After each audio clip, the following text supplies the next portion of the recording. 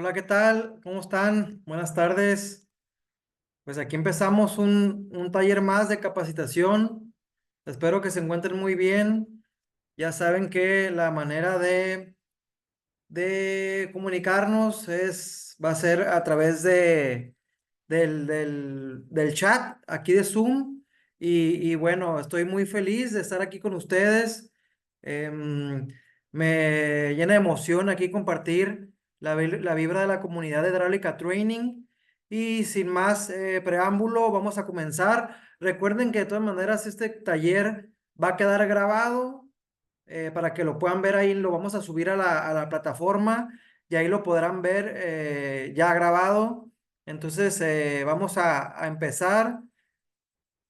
Esta vez hablaremos de un tema de, que a mí me apasiona, que es la importancia de los estudios hidrológicos. Si se quieren manifestar, que sea a través del chat.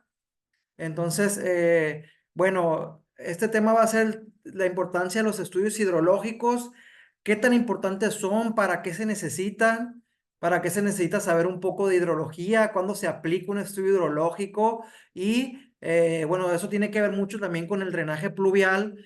Vamos a ver algunas problemáticas que tienen algunas ciudades del mundo y vamos a ver qué soluciones han dado para mitigar las inundaciones. Entonces, como les decía, en esta presentación veremos problemáticas de inundaciones por el crecimiento urbano de las ciudades, cómo impacta el crecimiento urbano en algunas ciudades, los sistemas de drenaje pluvial de diversas ciudades, como es la Ciudad de México, Tokio, Kuala Lumpur, en Malasia y Países Bajos, y algunas estrategias que han hecho estas ciudades para mitigar las inundaciones. Me gusta siempre empezar un taller hablando sobre la importancia del líquido y del estudio del agua, y desde los antiguos griegos les daban esta importancia y veían que, dijo Tales de Mileto, que el agua es el principio de todas las cosas. Es la base de que la vida siga y que pueda haber el seguimiento de la raza humana, es gracias al agua.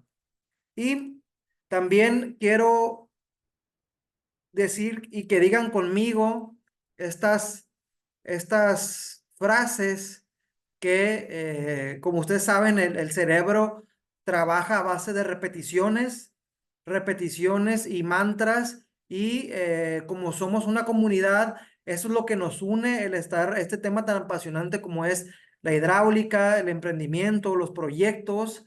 Y bueno, agregué estas 10 frases que quiero que las repitas conmigo, porque esto te va a hacer que conectes con la comunidad y que refuerces tu capacidad mental y tus mantras mentales para salir adelante y seguir avanzando en tu capacitación. La número uno, te digo, lo puedes decir tú en voz alta, lo puedes decir en tu mente. Número uno dice: yo tengo valor suficiente para transformar positivamente la vida de los demás. Yo aprendo continuamente nuevas cosas y las implemento de inmediato. Yo tengo la inteligencia para adaptar las experiencias de los demás y agregar más valor a mi negocio y a mi comunidad. Yo sé lo que quiero lograr y actúo en congruencia para hacerlo realidad. Todos los días me aseguro de estar un paso más cerca de mi meta. Yo actúo a pesar de todo, no dejo que el miedo, la incertidumbre, los obstáculos y los errores me detengan. Estoy dispuesto a pagar el precio invirtiendo economía y esfuerzo para alcanzar mis sueños. Yo agradezco y reconozco todo lo que he avanzado y lo que sé que voy a lograr. Yo soy positivo, manejo alta energía y disfruto de la vida. Sonreír es mandatorio. Yo soy una persona de excelencia, mantengo altos estándares y me comporto como la mejor versión de mí mismo. Entonces, estas son mantras que quiero que los repitas cada vez que nos conectemos, porque cuando llega un momento en que no quieras seguirte capacitando, te dé un poco de flojera, estés indispuesto para hacerlo, pues a base de repeticiones hace que sigas adelante y que implementes y que ejecutes y apliques el conocimiento. Entonces, empezando ya con materia, aquí vemos que pues unas cifras que creo que ya se las habían mostrado a ustedes, donde se ve que, por ejemplo, en el año de 1950, la población era de 2.500 millones de personas en 1950, más o menos de cuando nacieron mis papás. Pero vean cómo ahorita en el 2022 ya esa población ya se triplicó. Es más que 3 veces la población que había hace 50, 70 años.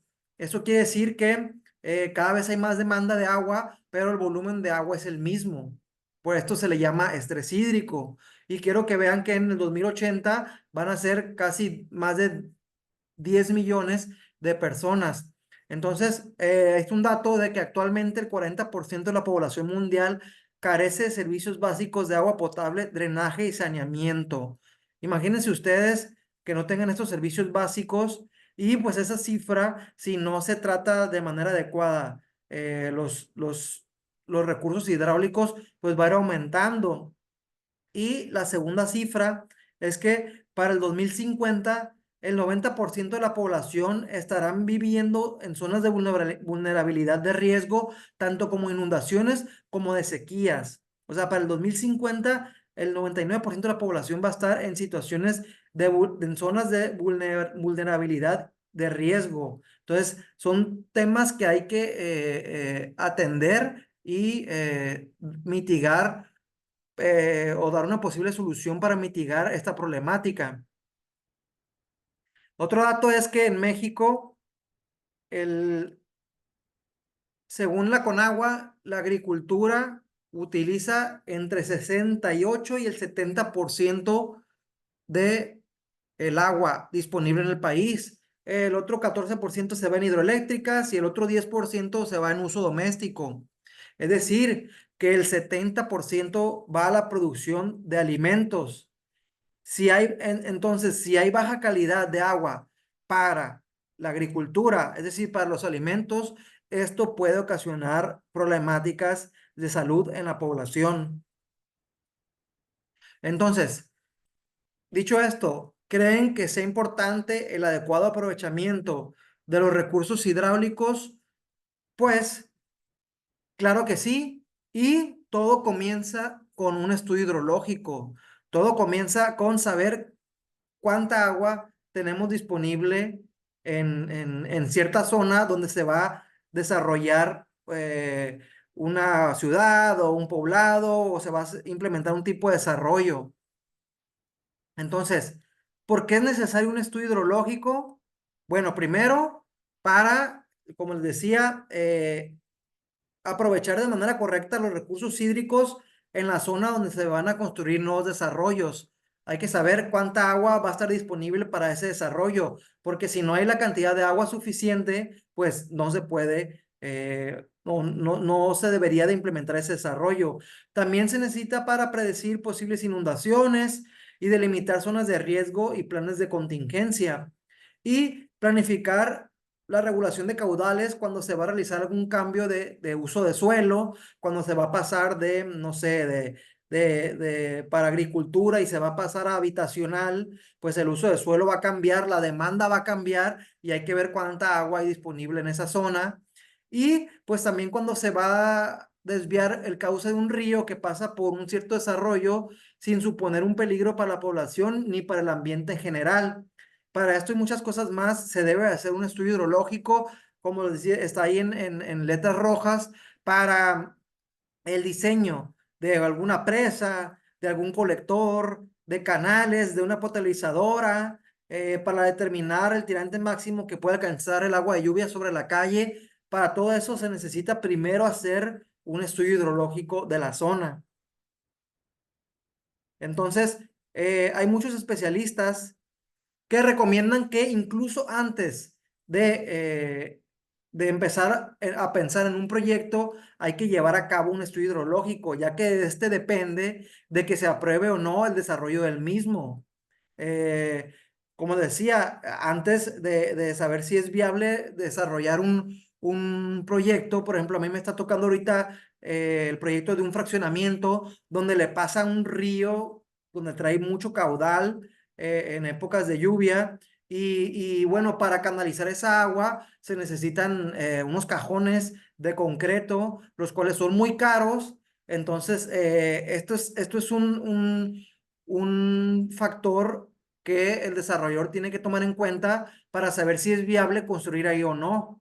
Porque si esos cajones de concreto para canalizar esta agua pluvial son muy caros, pues no le van a salir sus finanzas y no va a poder tener un retorno de inversión. Y bueno, este es un método de lluvia y escurrimiento. Me imagino que lo han escuchado. Se llama el método racional americano. Y quiero que vean cuáles son los factores que hay que tomar en cuenta o que intervienen a la hora, así de manera muy general, que intervienen a la hora eh, de, de tomar en cuenta o estimar el caudal máximo en una zona donde pasa algún escurrimiento pluvial. El caudal o el gasto pluvial depende principalmente de tres factores. Primero, del coeficiente de escurrimiento del suelo, es decir, qué tan impermeable o permeable es el suelo por donde va a escurrir el agua. Si es una zona con tierra, terreno natural, el agua se infiltra y solo alguna escurre superficialmente. Y ya en zonas pavimentadas, pues el agua escurre y no se infiltra tanto y escurre superficialmente. La intensidad de lluvia, qué tanto llueve o qué tan frecuente es la lluvia en cierta zona o los registros pluviales, y también el área de la cuenca, es decir, mientras más haya área, mientras mayor sea el área de la cuenca, pues más aportación pluvial va a haber en esa zona. Entonces, quiero que vean el efecto de la pavimentación en zonas urbanas.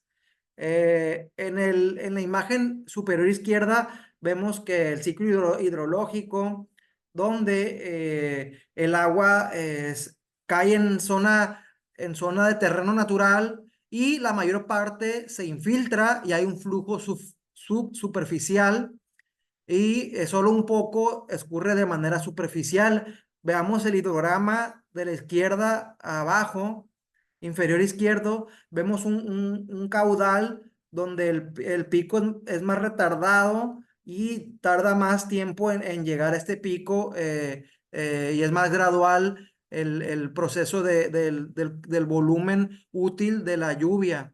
En cambio, cuando ya se pavimenta la zona, quiero que vean cómo la mayor parte del agua, en la imagen superior derecha, la mayor parte del agua escurre de manera superficial porque ya la superficie ya es impermeable, poca lluvia se infiltra al subsuelo.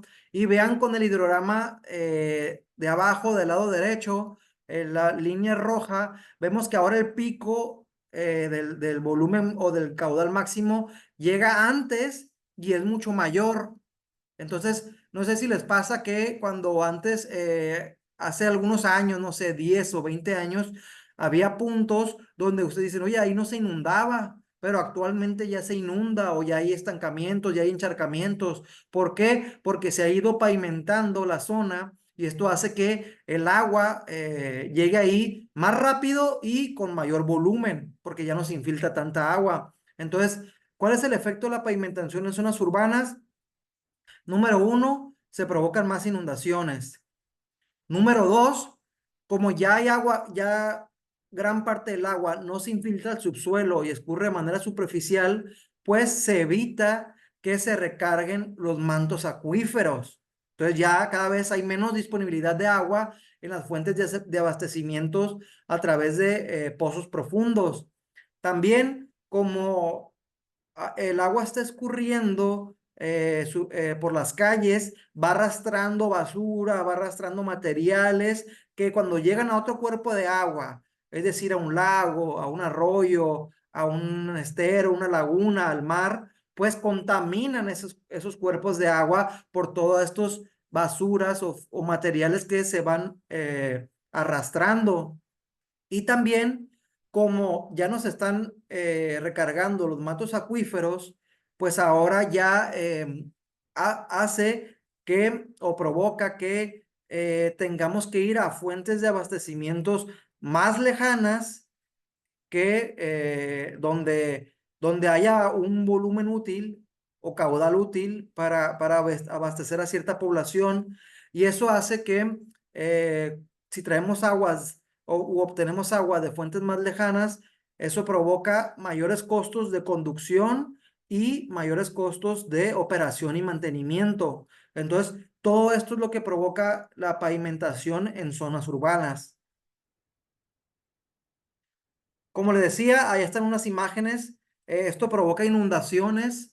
Estas imágenes son de la Ciudad de México, donde les digo, llega un momento en que el agua escurre, se estanca, mientras más pavimentes el suelo, más propenso van a ser las inundaciones. Entonces, por eso las inundaciones pueden producir severos daños a la población, desde cosas menores, como puede ser la interrupción de vías de comunicación a la infraestructura urbana, también la interrupción o afectación de diversas actividades económicas o incluso ya temas más peligrosos o serios como ocasionar pérdidas de vidas humanas. Entonces, claro que es importante hacer un análisis hidrológico y pluvial de la zona cuando se pretende urbanizar. Algo que está pasando en la Ciudad de México es que como se están, eh, como se están extrayendo mucha agua del subsuelo, eh, la Ciudad de México, aparte de que tiene un suelo arcilloso, ya que ahí estaba el lago de Texcoco, también como se está pavimentando y se extrae, las fuentes de abastecimiento son a través de pozos profundos, esto hace que no se recarguen los mantos acuíferos por la lluvia porque escurren y eso hace que haya un asentamiento o unos hundimientos diferenciales que provocan estos hundimientos en toda la ciudad. Y como dato alarmante, quiero que vean que la Ciudad de México se hunde aproximadamente 50 centímetros por año. Ahí vemos los, los, los años de cómo la pendiente también de los túneles, de los colectores pluviales, ha ido disminuyendo e incluso algunas partes ya están en contrapendiente, lo cual aumenta la ocurrencia de estas inundaciones. Entonces, en una imagen la podemos ver ahí del lado izquierdo, este es el Ángel de la Independencia, me imagino que sí lo ubican. Del lado izquierdo, en 1911, el ángel estaba casi al ras o en la cota de la glorieta o de la calle de la glorieta. Sin embargo, vemos en el 2015 cómo ya hay unos escalones y se ve que el ángel está más elevado con respecto al nivel de la calle de la glorieta. ¿Y esto a qué se debe? Se debe a que el ángel no es que se haya estado elevando, al contrario, el ángel está piloteado, es decir, está sentado sobre roca maciza o está sobre un pilote macizo que hace que el ángel no se vaya hundiendo. Lo que sí se va hundiendo y asentando es todo a su alrededor, esta glorieta, y por eso la glorieta se ha ido hundiendo o asentando. Digamos que el ángel ha permanecido en el mismo nivel, pero todo lo de alrededor es lo que se ha ido asentando y hundiendo. Y lo podemos ver prácticamente ahí en una imagen. Entonces, yo platicaba con algún político y con otros ingenieros y les decía, bueno, entonces, ¿qué hacemos? ¿Debemos frenar el crecimiento urbano Es decir, que ya no haya ciudades, que ya no crezcan, que ya no se urbanice más, que ya no se pavimente. Pues claro que no, porque nosotros como técnicos, como ingenieros, ese es nuestro deber, ese es nuestro deber, observar y proponer técnicas para mitigar estas problemáticas. Entonces, pues debemos de ver cómo no frenar el desarrollo y que estas problemáticas se vayan disminuyendo y se vayan mitigando, como lo han hecho en otros países. Bueno, y aquí hablaremos de unas ciudades donde han propuesto algunas soluciones, como por ejemplo en la Ciudad de México, que es una ciudad de las más grandes de todo el mundo, donde em, allá la cuenca del Valle de México está en una zona baja, no tiene una salida natural. Recuerden que ahí era un lago, todavía hay unos vestigios del lago de Texcoco y es una zona baja. Entonces, ahí cuando escurre en la zona alrededor, todo tiende a pasar en esos puntos bajos de la ciudad. Sin embargo, se construyeron unas presas, las presas del Poniente, donde se ve de acá del lado izquierdo, eh, estas presas ayudan son reguladoras, no son para almacenar estas presas regulan de manera temporal el agua pluvial para no saturar al drenaje urbano, que el drenaje urbano de la Ciudad de México trabaja de manera combinada, es decir, transporta agua residual y agua pluvial. Entonces, imagínense, cuando está lloviendo, el drenaje urbano de la ciudad ya va saturado por la pura aportación de la mancha urbana. Entonces, todo el agua que puede escurrir de alrededor de la ciudad se regula temporalmente en estas presas, en las presas del poniente, y ya que haya pasado la duración de la tormenta, entonces ya se desfogan y se abren esas presas para que se desalojen ahora sí por la infraestructura del drenaje urbano, que ya tiene menos aportación porque ya desalojó las aguas producidas por la mancha urbana. Entonces, estas son unas técnicas o un sistema que se implementó en la Ciudad de México. También se está construyendo o ya se terminó, se está en sus últimas etapas, o ya hay una gran parte que está funcionando, que es el túnel emisor oriente o el TEO en la Ciudad de México, el cual tiene una longitud de 62 kilómetros.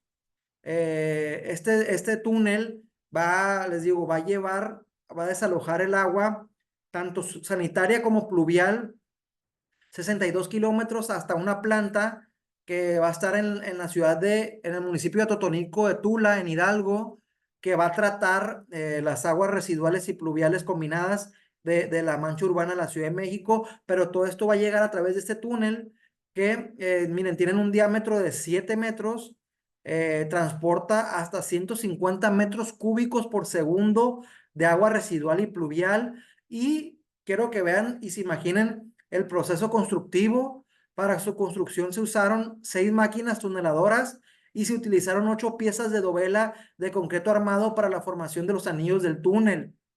Es decir, este, este, este, este túnel, a mí me tocó ir si se fijan la imagen del medio, esta es una lumbrera, se le llama lumbrera, donde construyen 2 lumbreras a cada cierta distancia y por ahí meten la tuneladora y bajan hasta algunos 50, 70 metros, y ahí es cuando empiezan a perforar, les digo, como a 60 metros de profundidad, perforan hasta llegar a la otra lumbrera, y cuando van perforando, van poniendo las dovelas de concreto y para la formación de esos anillos del túnel, y se va formando este sistema y este túnel, lo cual es una obra impresionante Les digo, a mí me tocó bajar por una lumbrera de esa del medio y la verdad que es una obra de primer mundo, que me imagino que es tecnología que solo se ha utilizado en ciertos países del mundo de primer mundo. Entonces, la verdad que es algo muy, muy impresionante toda la ingeniería que se usa. Y bueno, para que se den cuenta de algunas soluciones que se están dando ya en nuestro país, en la Ciudad de México. También está la ciudad de Tokio. La ciudad de Tokio, no sé si han escuchado también que en Japón sufren mucho de inundaciones porque están a nivel del mar y aparte porque también están en muchas zonas bajas, se ha urbanizado muchísimo, entonces esto produce también mucha ocurrencia de inundaciones. Ahí están unos datos. Aproximadamente el 45% del año es de días lluviosos, es decir, casi la mitad del año está lloviendo en Tokio y la precipitación media anual está sobre los 1530 milímetros. A través de la ciudad cruzan varios ríos y canales, los cuales se desbordan e inundan el centro de la capital cuando hay una tormenta extraordinaria. Aparte, la ciudad es muy propensa a tsunamis y terremotos y al igual que la Ciudad de México, debido a la sobreexplotación de los mantos acuíferos, la mayor parte de la ciudad se ha ido hundiendo hasta quedar muchas zonas por debajo del nivel del mar. Entonces, véanse cómo todo esta es un círculo vicioso a la hora de pavimentar y urbanizar las calles. Se produce toda una serie de problemáticas que hay que resolverlas o tratar de mitigarlas. Como les digo, se sobreexplotan los mantos acuíferos, ya no se recargan porque el área está pavimentada. Y esto además provoca que hay inundaciones y estas inundaciones provocan además que haya más inundaciones. Sí, que se provoquen encharcamientos, ¿no? Entonces, bueno, esta es una problemática que se da en las grandes ciudades, por lo que ya he estado comentando. Entonces, en Japón, ¿qué sistema utilizaron para mitigar esta problemática? Ellos, si se fijan un poco, como en la Ciudad de México, se construyó una red de túneles, cilindros, es todo un sistema.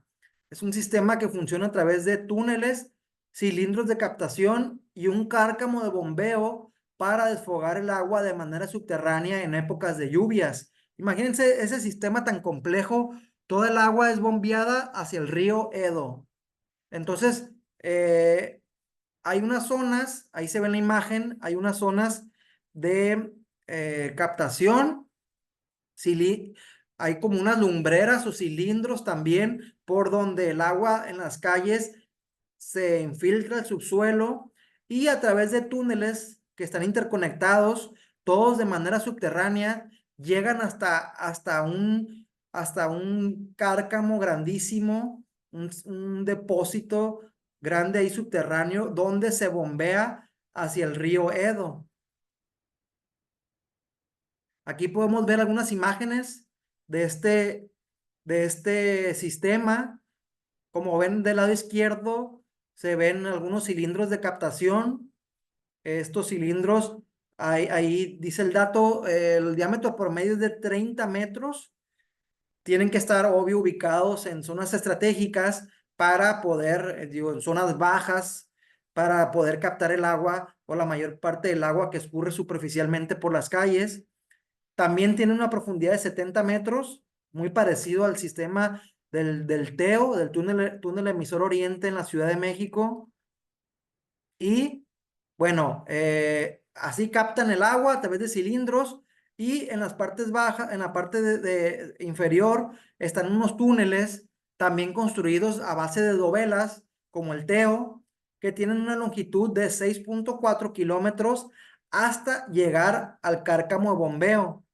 Y miren la capacidad que tiene de conducción hidráulica. Puede conducir hasta 44,000 metros cúbicos de agua, ¿no? Imagínense la cantidad de flujo que puede haber en épocas de lluvia. Entonces, también imagínense todo este proceso constructivo, la ingeniería o la tecnología de punta que se tuvo que utilizar para construir este sistema. Y una vez que el agua fluye a través de los túneles, todo llega a un cárcamo de bombeo. Ahí se ve la imagen hasta la derecha, un cárcamo grandísimo, pues ahí se ve la altura de las personas y cuánto mide este sistema, este cárcamo. Ahí vienen las dimensiones. Es de 25 por 177 por 78 metros de longitud, ancho y altura. Este cárcamo o cuarto o bodega subterránea donde llega el agua. Y en el cuarto, aquí dice, hay máquinas. En el cuarto de máquinas hay 4 bombas gigantes, las cuales tienen una capacidad de bombear hasta 50 metros cúbicos por segundo cada una. Es decir, entre las 4 bombean 200 metros cúbicos por segundo. ¿Se imaginan la capacidad o la tecnología de punta que tienen todos estos sistemas y estos elementos y esta infraestructura? Entonces, eso es en Tokio. Esa es una problemática que tienen y cómo la han ido tratando de mitigar. Eh, ¿Van a desaparecer las inundaciones?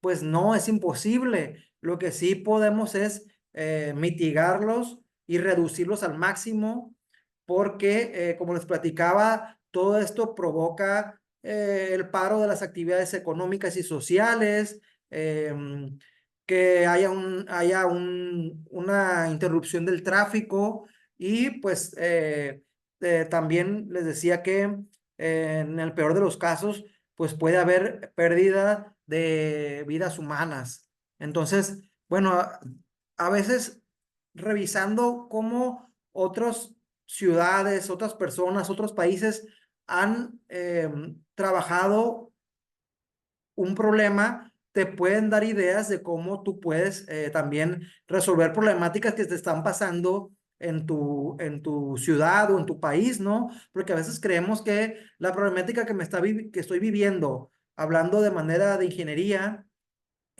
solo me está pasando a mí, pero la verdad es que ya a lo mejor le ha pasado a otro país, a otra ciudad, y pues volteando a ver cómo lo han resuelto, nos puede ayudar a nosotros también a disminuir esta problemática. Aquí también está otra ciudad, que es Kuala Lumpur. Es una ciudad que se encuentra en Malasia, que es uno de los países asiáticos. Le llaman de los tigres asiáticos, que son potencias y que son primermundistas y que pues mucha urbanización, mucha edificación, pero que eso conlleva también que haya problemáticas de inundaciones. Aquí vemos también que el común denominador que tienen estas ciudades es que llueve mucho. A mí me tocó vivir en la Ciudad de México y casi el 50% o la mitad del año está lluvioso o está nublado. Entonces, esto propicia que se pueda haber esta problemática. Aquí vemos que en Kuala Lumpur la precipitación media anual está sobre los 2.250 milímetros. También, como ven en Tokio y en la Ciudad de México, existen ríos, aquí en este caso dos, que atraviesan la ciudad, los cuales se desbordan 1 o 2 veces al año e inundan el centro de la capital. Entonces, tienen esta problemática y ellos implementaron un sistema que a mí me llamó mucho la atención y el cual veremos adelante. Ellos construyeron igual un túnel subterráneo que le llamaron el túnel SMART por sus iniciales en inglés, que significan Stormwater Management and Road Tunnel. Entonces, el cual aquí dice que se encarga de desfogar las aguas en épocas de lluvia de manera subterránea hasta un embalse que se encuentra al sur de la ciudad, evitando así inundaciones. Pero quiero que vean las características de este túnel. Eh, Está dividido o está seccionado. Aquí del lado derecho lo podemos ver. Bueno, al igual que en Tokio, el agua se capta en puntos estratégicos y se ingresa a este túnel.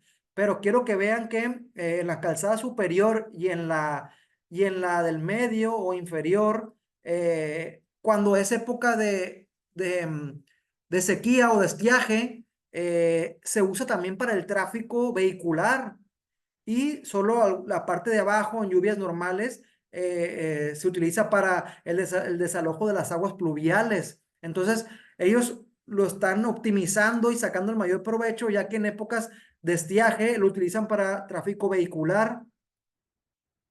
Pero, bueno, aquí vemos los tres modos o las tres etapas en cómo funciona el túnel. En el modo 1, como les decía, sin tormentas, por el túnel no pasa agua, solo tráfico rodado, ¿no? Eso es en época de estiaje. El túnel se usa exclusivamente para el tráfico vehicular. El modo 2 es cuando hay tormentas habituales y pasa un caudal controlado de agua, pasa por el nivel inferior del túnel sin necesidad de cortar el tráfico. Es decir, este túnel está funcionando de dos maneras en este momento, en las lluvias habituales. El tráfico vehicular en las zonas altas, en las partes, los niveles superiores del túnel y en el nivel inferior se utiliza para el desalojo de las aguas pluviales. Y cuando ya hay tormentas excepcionales o extraordinarias, el agua ocupa toda la sección del túnel, como lo podemos ver en la imagen de hasta abajo, ocupa toda la sección del túnel, por lo que es necesario cortar el paso de los vehículos. Y del lado derecho, en la parte inferior, podemos ver imágenes reales de cómo se ve ahí que el agua está escurriendo y se cortó el tráfico vehicular y en tormentas extraordinarias, pues se usa este túnel para el desalojo de estas aguas pluviales hasta llegar, como mencionaba hace rato, a un embalse. Entonces, que este tipo de sistemas es impresionante porque le sacan su mayor provecho desde, te digo, para el tráfico vehicular y cómo ellos pueden usarlo también para el desalojo de las aguas pluviales.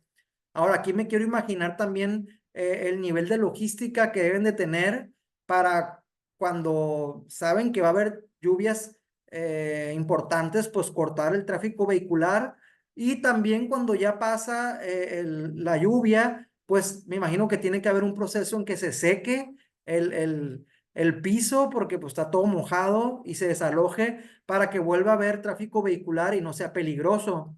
Pero bueno, a lo que voy es que estos tipos de sistemas ya se están implementando en algunas ciudades y es bueno conocerlos porque los podemos utilizar algún día nosotros también en nuestros diseños o en nuestros proyectos de ingeniería. Ahora, quiero mencionar un lugar que es el de ¿qué pasa cuando hay ciudades o zonas o países que viven muy cerca o pegadas al mar? Ese es el caso de los Países Bajos, que por eso llevan su nombre, porque mayor o una gran parte de su territorio se sitúa por debajo del nivel del mar, ¿no? Entonces, imagínense la problemática. El del lado derecho, en la parte inferior, podemos ver una inundación que se dio a principios del siglo pasado, que el agua del mar entró a la ciudad y como dice ahí, cuando llueve, el nivel del mar sube e impide la salida de los escurrimientos superficiales de las ciudades, provocando inundaciones severas. Entonces, ¿qué pasa cuando llueve? Eh, en zonas pegadas al mar. Eh, los escurrimientos superficiales que atraviesan la ciudad, como arroyos, ríos, lagos, que van a desembocar al mar, traen cierto tirante, pero a su vez también el agua del mar, el nivel del mar sube por la lluvia, entonces esto provoca un taponamiento que impide que el agua de los cauces que atraviesan la ciudad puedan salir y esto provoca que se inunde la ciudad. particularmente yo vivo en una ciudad pegada al mar y eso es lo que pasa, que hay inundaciones porque no hay una salida al mar, porque el nivel del mar es alto también y se provoca un taponamiento.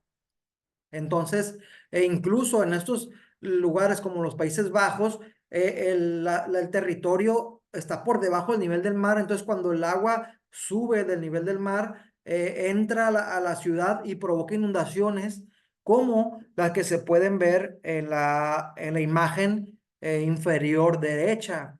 Entonces, ellos se viven con esta problemática, pero han propuesto algunas alternativas de solución.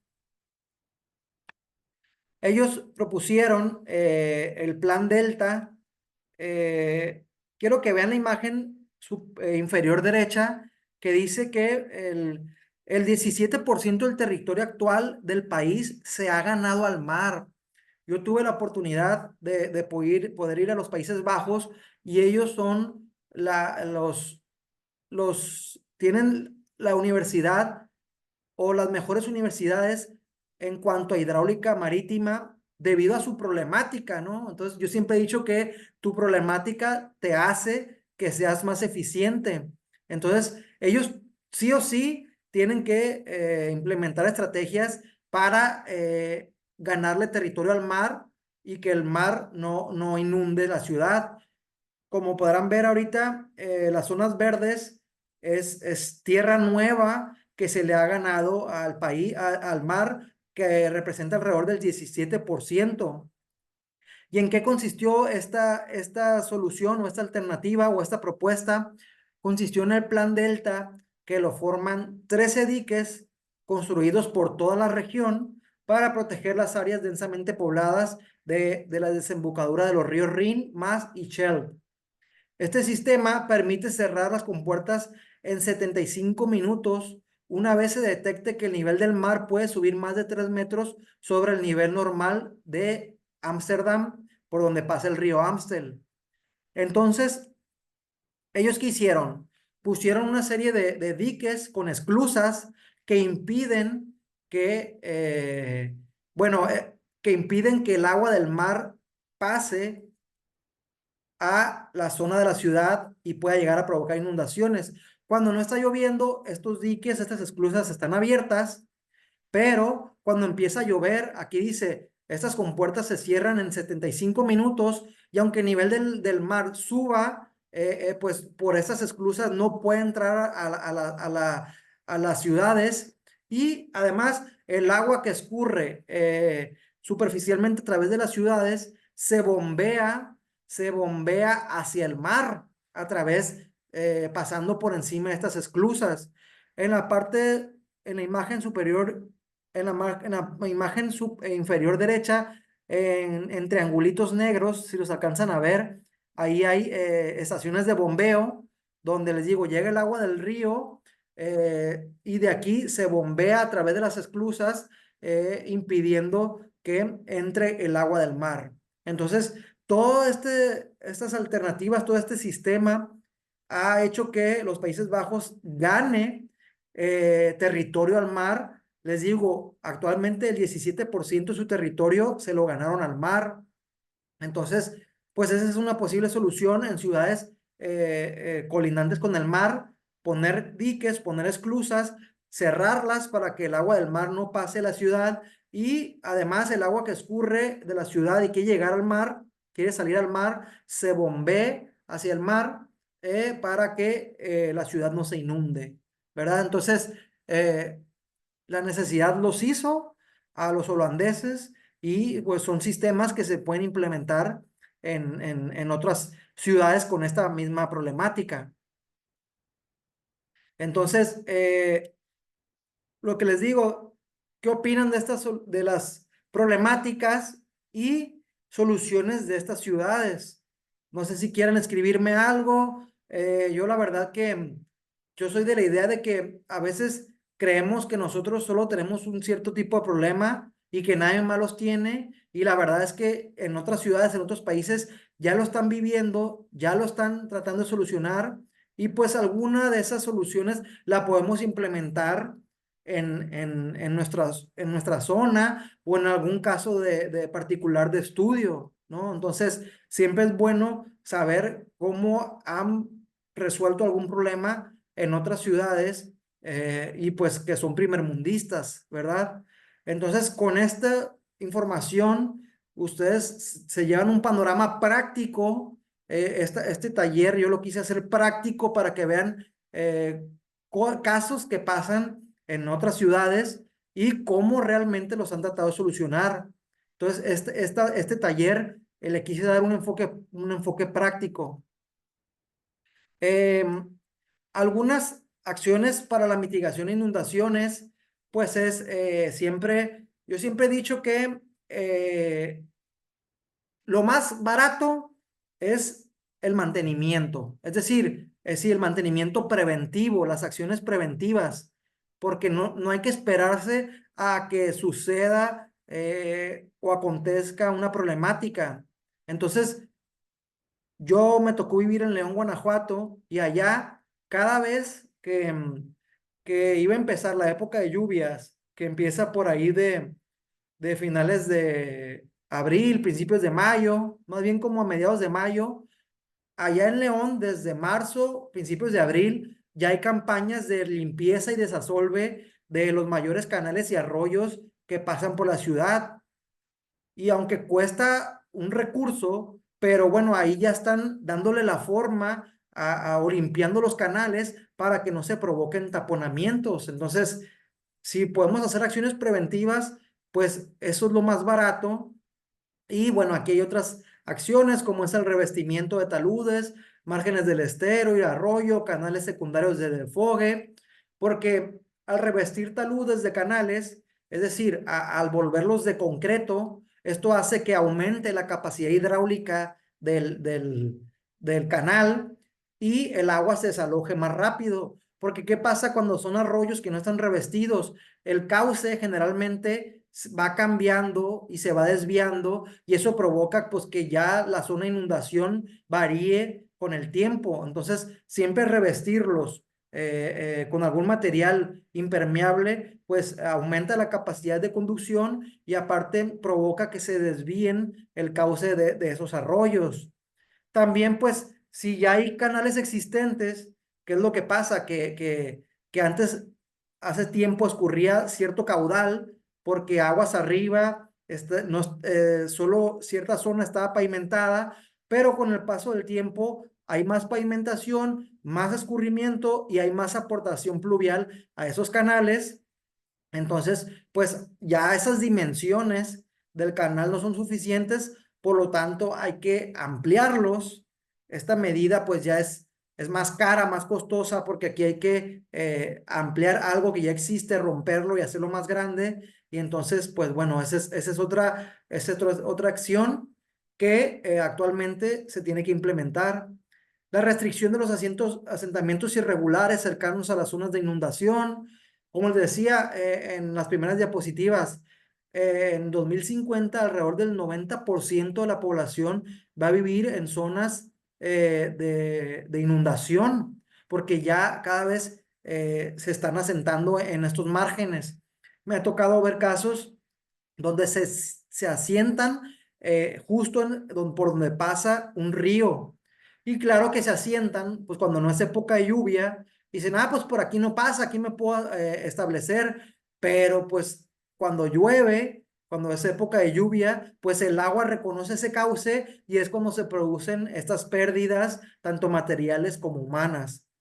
Y el quinto, como lo mencionaba en Países Bajos, pues están en zonas en ciudades que se encuentran por un lado del mar, eh, estos sistemas de esclusas y compuertas que evitan el paso del agua del mar y además el agua que escurre superficialmente por las ciudades la bombean hacia el mar y esto produce que no haya inundaciones urbanas en la ciudad. Entonces, bueno, esas son una serie de acciones. Como les decía, yo soy de la idea de que lo más barato siempre es lo preventivo y, y, y, y con esto te puedes evitar una problemática que después te va a salir más costosa. Eh, ¿Qué tal, Eloy? ¿Cómo estás? Zonas del sur de México, Tabasco, Veracruz sufren mucho por los asentamientos de poblaciones muy cerca de los cauces de ríos. Exactamente. Les digo, es algo de también que tiene con con la planificación. Mucha gente no ve ese panorama o no ve el impacto que pueden tener al asentarse en los márgenes de los ríos, porque se los digo, o hay veces que dicen, no, pues es que por aquí no ha pasado agua en 3 años, pero eventualmente si se acuerdan del periodo de retorno, hay eventos grandes que se producen cada 10 cada 15 o cada 20 años y justo puede ser que se provoque cuando tú estás asentado ahí y aunque llevaba 5 años que en ese cauce no pasaba agua, pues hubo un evento extraordinario y mira, ya te quedaste sin casa y hasta alguna pérdida humana puede haber, ¿no? Entonces, todo esto es necesario verlo desde el momento de la planeación de las ciudades para que no haya esta problemática. Yo sé que a lo mejor se dice muy fácil, pero a la hora es difícil porque pues hablamos de gente de bajos recursos, pero bueno, es un proceso de trabajo en equipo y de planificación, como decías tú, Eloy. Y em, bueno, también algo importante que quise mencionarles es que, como les comentaba, en la Ciudad de México y en muchas ciudades del país, eh, el drenaje funciona combinado, es decir, el agua de lluvia se conecta a la infraestructura sanitaria. Y pues lo que pasa es que en muchas ocasiones, o en la mayoría de las ocasiones, esa infraestructura sanitaria no fue diseñada para recibir la aportación de las aguas pluviales, lo cual provocan desbordamientos de las aguas combinadas. De seguro han de haber visto que cuando llueve empiezan a desbordarse los pozos de visita, pues porque las tuberías sanitarias no fue diseñada para recibir esa aportación. Quiero que, para que vean una idea del dimensionamiento, la relación del flujo de la aportación pluvial con respecto a la sanitaria es de 4 a 1. Es decir, cuando está lloviendo, el volumen de lluvia es 4 veces mayor al volumen de las aguas residuales. Entonces, claro que va a haber desbordamientos. Aparte, las plantas de tratamiento se saturan porque reciben un caudal mucho mayor. Y bueno, por eso la importancia de hacer esta separación de del drenaje sanitario con respecto al drenaje pluvial.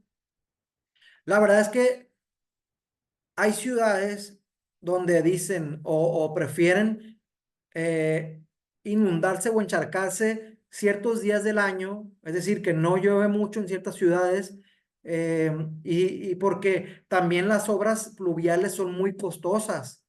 Las obras pluviales son muy grandes porque les digo, cuando llueve, el volumen es mucho mayor que el volumen sanitario.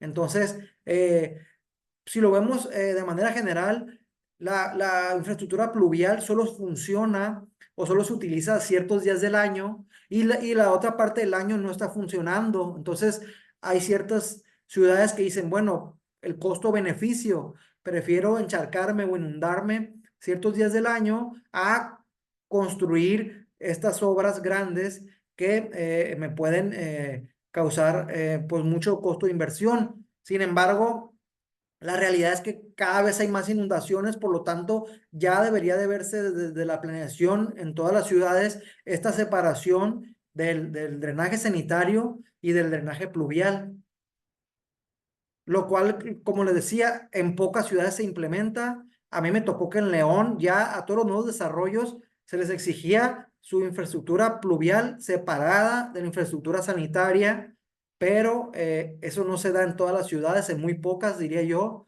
y en la mayoría el drenaje funciona desalojando las aguas de manera combinada. Otra cosa, ¿se acuerdan que les decía de que ya a través de la urbanización y la pavimentación se está evitando la recarga de los mantos acuíferos.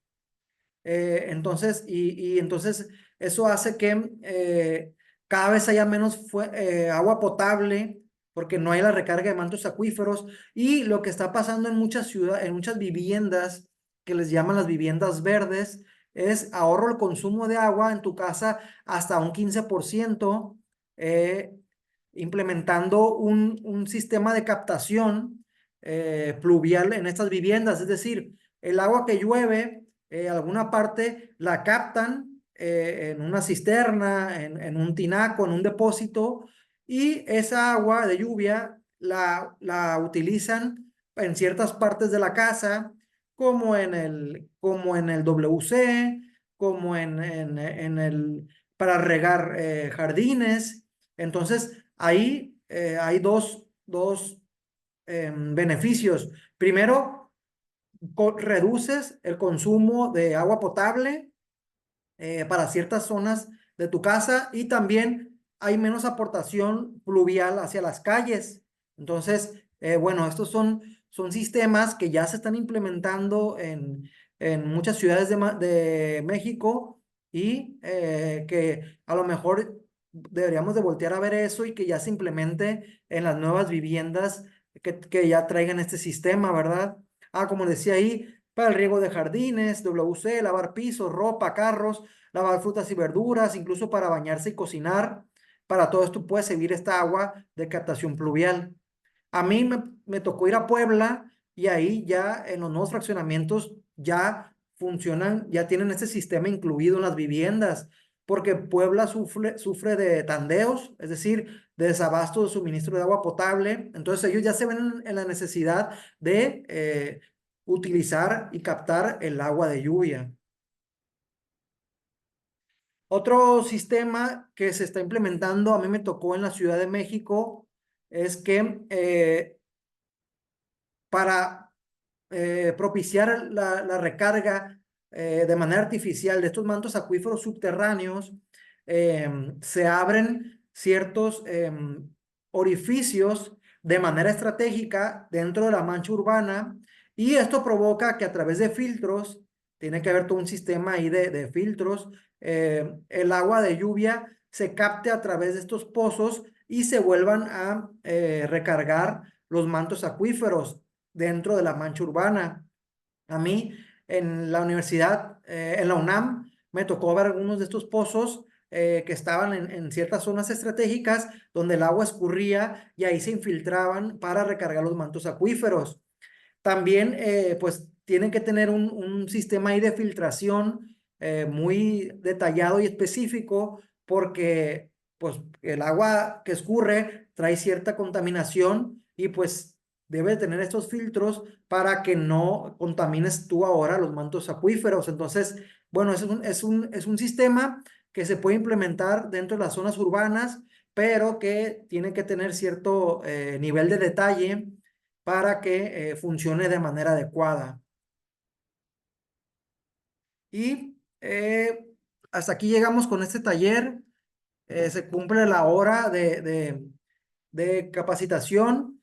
En resumen general, pues vimos ahí qué es qué problemática surge en las ciudades debido al crecimiento urbano. Vimos que se producen inundaciones por la pavimentación de las calles.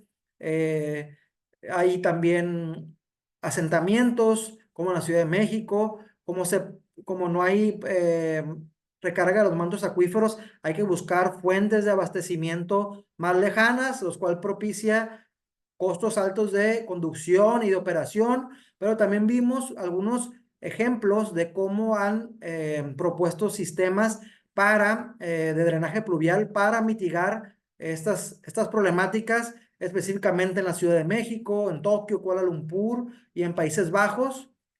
Y también vimos algunas estrategias para la mitigación de inundaciones.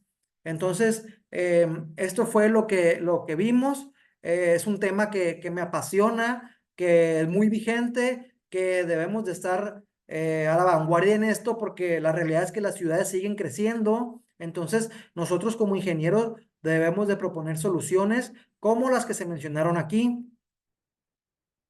Entonces, su tiempo es oro, es valioso y si tienen algún comentario, alguna pregunta, pueden manifestarse a través del chat. Les digo, a mí me apasiona hablar de este tema. Yo sé que ustedes también y cuéntenme ahí si recuerden que este taller va a estar, se va a grabar y se va a subir a la plataforma para que lo puedan ver y revisar. Y este es un tema práctico, lo quise hacer muy práctico con casos reales, con problemas reales y con propuestas de solución reales. Y bueno, no sé si tengan algún comentario, alguna pregunta, pues de todas maneras ya saben que yo estoy ahí a un WhatsApp de distancia. Platíquenme, o si tienen algún caso en especial que lo estén revisando, que lo estén tratando, saben que lo podemos ahí revisar. Y bueno, me dio mucho gusto conectar con ustedes, conectar con la comunidad. Y bueno, hasta aquí llegamos. Entonces, ¿qué tal Eloy? En Mazatlán, con el gran crecimiento que se viene dando en los nuevos fraccionamientos, se toman medidas respecto al tema. Pues mira, la verdad que Mazatlán tiene la misma problemática que los Países Bajos. Es decir, que tú puedes en tu desarrollo proponer todo un sistema adecuado de drenaje pluvial, pero va a llegar un punto en el que se va a estancar porque cuando llueve sube el nivel del mar, ¿no? Entonces, bueno, para nuevos fraccionamientos, siempre porque yo hago eso, yo me dedico a eso, se hace un estudio hidrológico de ver cuáles son los cauces que pueden pasar por ese fraccionamiento. Entonces, se hace un estudio para ver qué tirante puede alcanzar el agua en las calles. Cuando ya sobrepasa los 8 o los 10 centímetros, ya el agua es peligroso que escurra superficialmente, entonces se tiene que captar a través de unas rejillas. Se capta para que ya el agua no escurra superficialmente y se debe de conducir hacia otro sistema de drenaje pluvial existente, hacia un colector, hacia un canal, hacia un arroyo. Y bueno, todo eso a mí me consta, se hace para los nuevos fraccionamientos, se hace ese estudio, pero como te decía, al final toda esa agua va generalmente, va hacia el mar y entonces, ¿qué pasa en Mazatlán? Que cuando llueve el agua del mar sube y pues no hay, ocurre un taponamiento, ¿no? Entonces, ya debemos si queremos realmente solucionar el problema de raíz, se debe ver algún sistema de esclusas